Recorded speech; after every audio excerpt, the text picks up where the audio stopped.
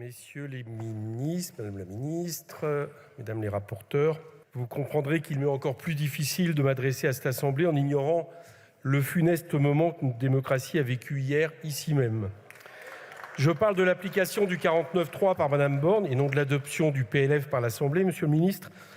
Je vous ai entendu tout à l'heure, qui a brutalement mis fin à nos discussions sur les recettes du projet de loi de finances et balayé d'un revers de main des semaines de débats parlementaires. Les rumeurs d'un second 49.3 dès aujourd'hui ou demain circulent déjà, visant cette fois les débats du PLFSS avant même qu'ils aient pu commencer en séance. Je vous le dis, en tant que président de la Commission des finances, en tant que parlementaire, en tant que citoyen, c'est insupportable. La presse cite même la remarque extrêmement cynique d'un député de la majorité déclarant tranquillement à la sortie de sa réunion de groupe, je cite, qu'avec 2 49.3 employés la même semaine, le coût politique serait moindre vis-à-vis de l'opinion publique. Et celle d'un autre qui appelle un 49.3 urgent de ses voeux pour ne pas, je cite, s'épuiser à nouveau sur le PLFSS, alors qu'on sait très bien qu'on n'aura pas de majorité non plus. Quelle clairvoyance. Il est vrai que comme le projet de loi de finances, ce projet initial de PLFSS ne règle rien et ne pourra certainement pas recueillir de majorité telle qu'elle. Mais quelle drôle de vision de la démocratie et du débat parlementaire vous avez là.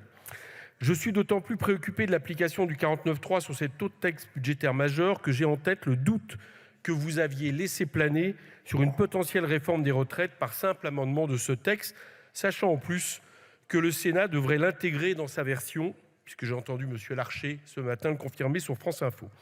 Réforme des retraites qui a été le sujet de votre précédent 49.3 en 2020, alors qu'elle était massivement rejetée par le pays et le mouvement social. J'ai à ce sujet entendu durant nos débats et dans la presse, le ministre de l'économie et des finances admettre que la réforme des retraites est un moyen parmi d'autres, je cite, de renforcer les marges de manœuvre, de financer les services publics ou diminuer les dépenses. Que ce soit clair, cette vision des choses n'est pas supportable. Ce n'est pas au système des retraites de compenser les déficits de l'État. Et cela montre que l'argument selon lequel ce système doit être réformé uniquement pour être à l'équilibre est disproportionné et même mensonger. Et ce mensonge s'inscrit malheureusement dans une logique idéologique cohérente, à défaut d'être bienfaisante, celle de la destruction à petit feu de notre modèle social, en commençant par l'assèchement des caisses et de l'autonomie de la sécurité sociale. C'est ce qu'expliquait l'économiste Michaël Zemmour dans Le Monde cet été à propos de votre loi pouvoir d'achat.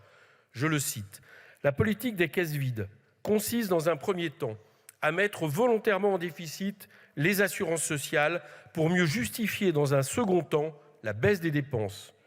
Le même gouvernement, dans l'intervalle de quelques semaines, va priver l'État et la sécurité sociale de quelques milliards d'euros de recettes avant de proposer une réforme des retraites en invoquant notamment la nécessaire stabilité des comptes. C'est d'ailleurs ce que vous avez déjà largement entrepris avec le CICE, que vous avez transformé en 2019 en baisse de cotisation pérenne pour les employeurs, faisant ainsi passer peu à peu la politique de soutien de l'État aux entreprises à la charge de la sécurité sociale. On peut d'ailleurs estimer que cette charge de la sécurité sociale lui coûte une grande partie des 149 milliards d'euros que vous attribuez à l'aide aux entreprises. Une manière de traiter cette dernière en variable d'ajustement du budget de l'État alors qu'elle devrait être, au contraire, son ultime priorité. Enfin, je constate que toute cette entreprise de lente destruction se fait dans le déni total des leçons qu'aurait dû vous apporter la crise du Covid et des EHPAD ces 2 dernières années. Car malgré ce que prétend le gouvernement, le constat est clair. Votre cap est exactement le même qu'avant le Covid. L'augmentation de l'Ondam revient peu à peu son rythme d'avant-crise, c'est-à-dire bien en deçà des besoins estimés de la population. Il faudrait 4 à 5 milliards de plus selon la Fédération hospitalière. Votre projet de loi de programmation est à ce sujet très clair sur vos intentions à long terme, en prévoyant dès 2024 une augmentation de l'Ondam très affaiblie, atteignant seulement les 2,3%. Alors que nous devrions nous battre tous ensemble pour remettre sur pied l'hôpital public et l'ensemble de notre système de santé, alors que la revalorisation des salaires des soignants et paramédicaux devrait couler de source, vous continuez à laisser des lits d'hôpitaux fermés par milliers, 4 300 rien qu'en 2021, 17 000 sur le quinquennat précédent, et des patients être mis en danger par le manque de personnel et la fermeture des urgences.